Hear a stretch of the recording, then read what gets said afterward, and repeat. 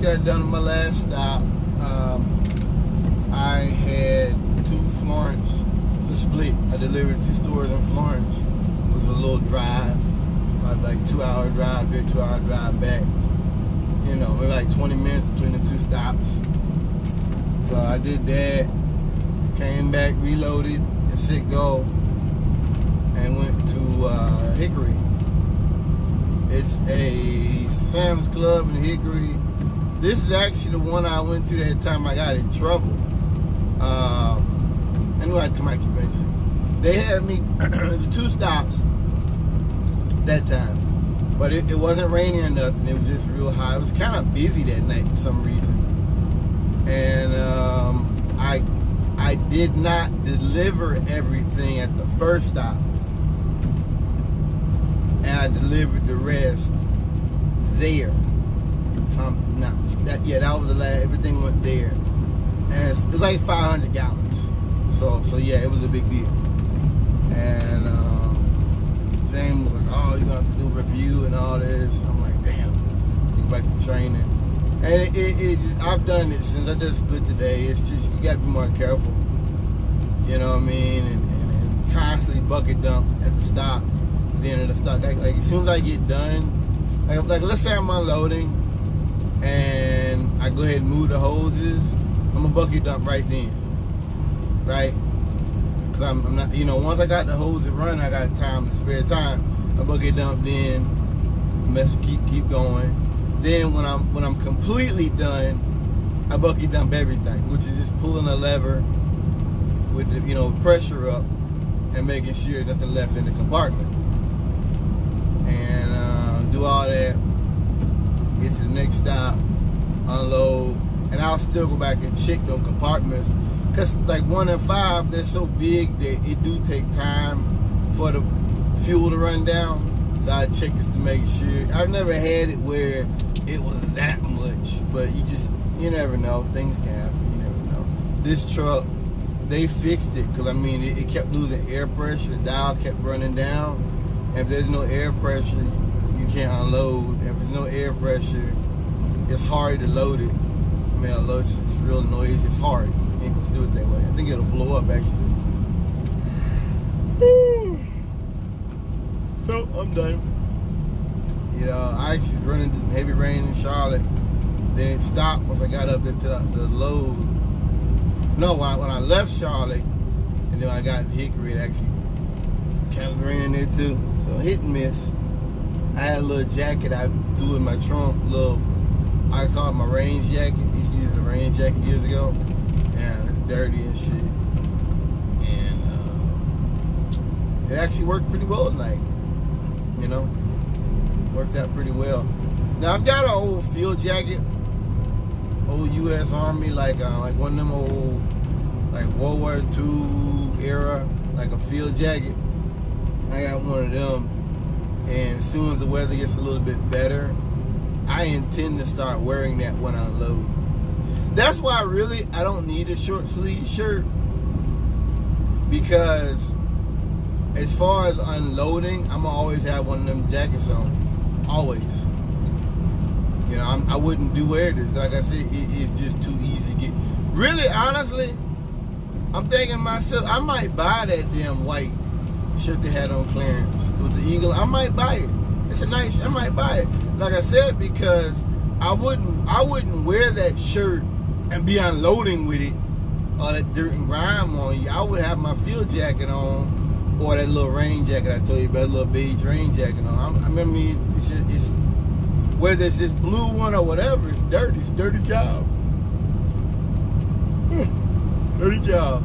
So I carry a bar of soap with me everywhere I go, man. My trainer was kind of laughing about it, but he put hand sanitizer on every 5 minutes. I got hand sanitizer in my house. I ain't used that shit in quite a while, man. You shouldn't even really use a lot of that, because it destroys the bacteria on your hands when you do that. And it's good bacteria. You don't want to destroy that. So, but I mean, teach his own. You know, I want to wash that crap off me. See, one thing about me is over the road, you're not always able to do that. being able to, so I mean, when you get home and you're able to brush your teeth and take a shower whenever you want to, and just wash your hands whenever you want, just those little things mean a lot. Because when you're over the road, you don't always have that privilege. You don't. You don't always have that privilege. And if you have not really spent time over the road and been stuck out there in a snowstorm somewhere, or you know what I mean, or be stuck out somewhere in a track, unless you've been through that, you won't know what I'm talking about. You won't even, you be like, what the hell? You won't even understand what I'm talking about. It won't even make sense to you. You know, it's something that I think most folks take for granted. Running water, toilets. You know, I used to have a piss jug.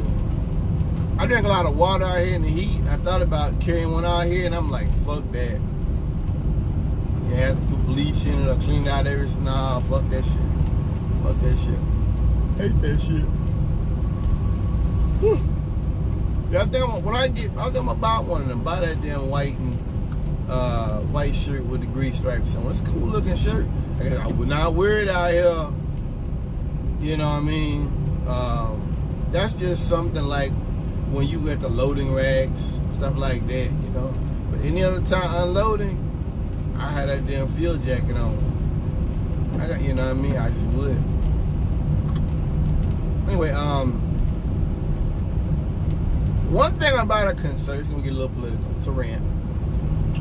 One thing about being around white folks out here, these drivers, being around these people at the stores and stuff, these crackers, you know, they like to make jokes and stuff. And I guess they just think that because you are a truck driver, then that automatically means you're a conservative. It's kind of like when I did that mail run, and I went up there to Raleigh and asked the guy about where the restroom was. It's like that. And he was like, he said something about, the men's restroom back there, unless you need a women's restroom, something stupid. And I was just like, what do you, you know, and I was tired of all, and I was tired. And glad it's a long trip. And he said something like, oh, this is North Carolina after all. And I was like, you know, I kind of played it off. I was like, oh, you talking about the attorney bathroom thing. And it just got me because here he was making a comment about, you know, the bathroom thing. And here I am, I'm obviously a driver. I'm checking in with you. And all I want to know is where the hell is the bathroom? See, that's how conservatives are. Every comment they make, there's always got to be some political thing in there. And anytime they make a joke, it's always about somebody being hurt. It's always about someone being injured or fired or they lost something. I mean, it's not funny.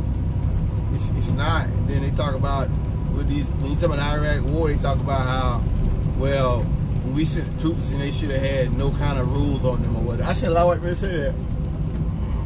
Whew. I see a lot of white men say that to me, man. A lot of white men said today that when Obama was in office, they had to make sure they were shooting the right people. And I'm sitting up here like, that's what they're supposed to do anyway. In my mind, I'm like, what do you think? It was just shooting everybody moving? Is that what you think? Shooting everybody moving or something? That's crazy, man. It's fucking crazy. Sheriff did that in the clip with the lights off. That shit killed me. Pouring down rain, dark roadway. You really gonna try to pick this night to up your quota, deputy? I wouldn't be surprised. I wouldn't be surprised, man. You motherfuckers on. I'm getting off subject. So anyway, I had went to this one store when I was with my trainer. And you know, South Carolina, they'll approach you, tell little jokes. I went to the one in Florence I go to, and the dude said something. He was like, "Did you deliver diesel?" And I was like, "No." You know, and because he knows when they deliver, the price goes up. You know, they don't really. When I'm in Charlotte, nobody approaches me. I mean, I don't know what. I try to speak to people and stuff, but people really, and that goes. Well, I just say for the most part, Charlotte, people don't really approach you. They don't do that. That's not normal. They, you know, I think I had the hat on. I ain't had this shirt yet. We're gonna get off subject. Lost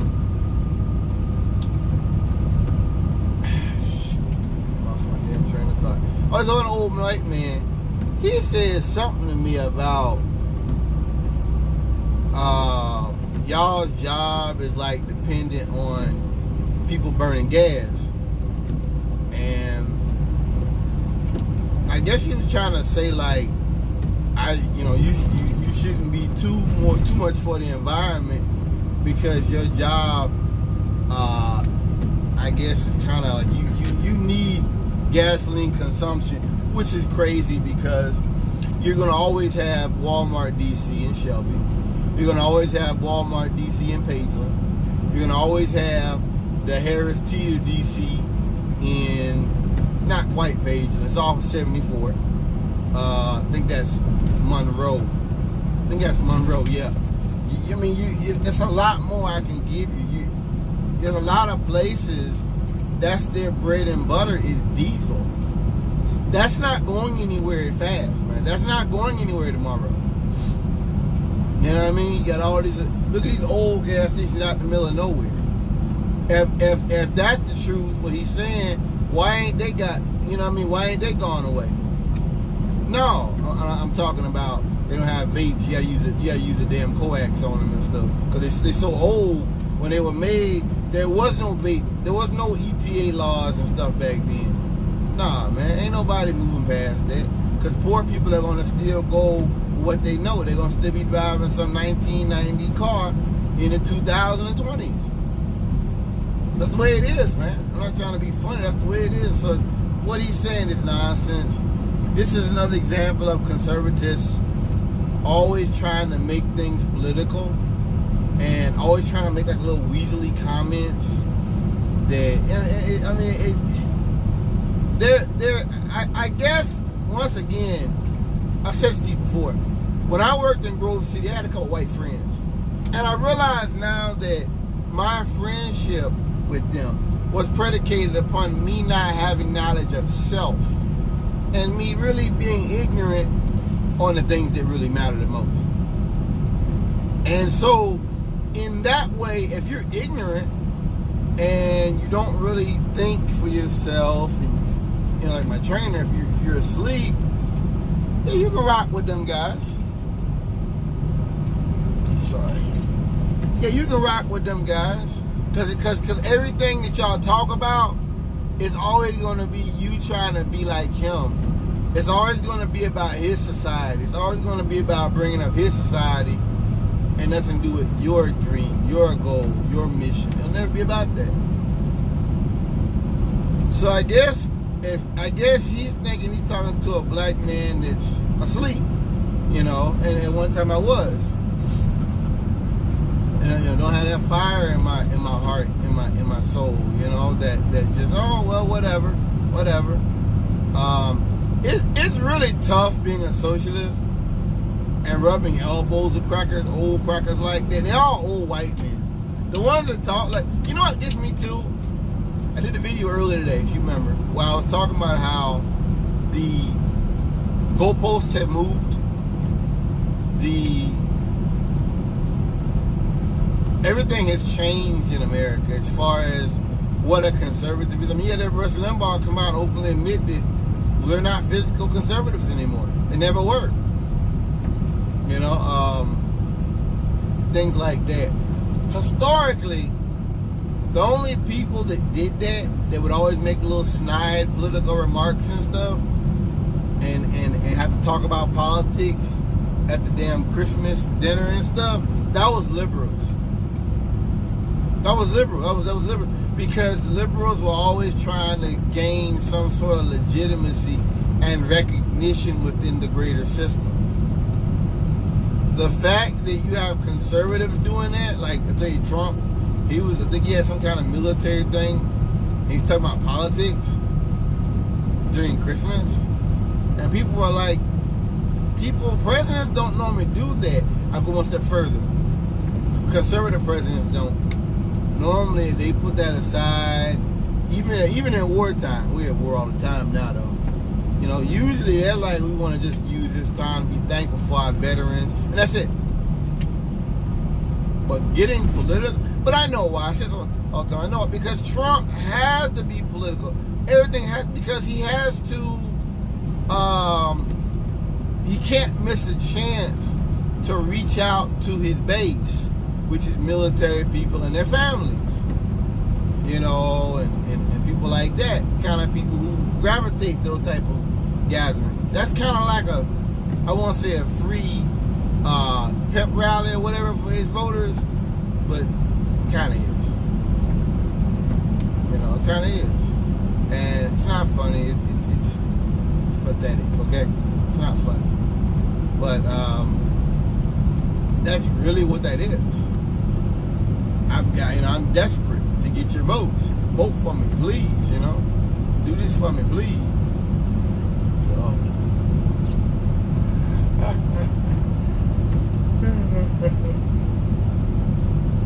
anyway, yeah, to me, I mean, they're so weak, and that's why really, when people are like my trainer, he met one of those guys that follow the trucks around and like work for the state. And like they'll check the tanks and they'll like ticket you if you loading out of vape or whatever. And he's talking to the guy, and the guy's a cracker, like a real cracker, a southern cracker. I can hear it in his voice. And so I just walked up getting the eatery. I was like, man, you know, I'm going to the restaurant. I guess he thought I was going to say something to the guy. I was like, okay, I'm going to the restaurant. I had nothing to say to the guy. You know, I had nothing to say to him at all. I use vapes. I had nothing to say to him at all. Nothing whatsoever. It's for real. Real talk. Nothing to talk about. Real talk.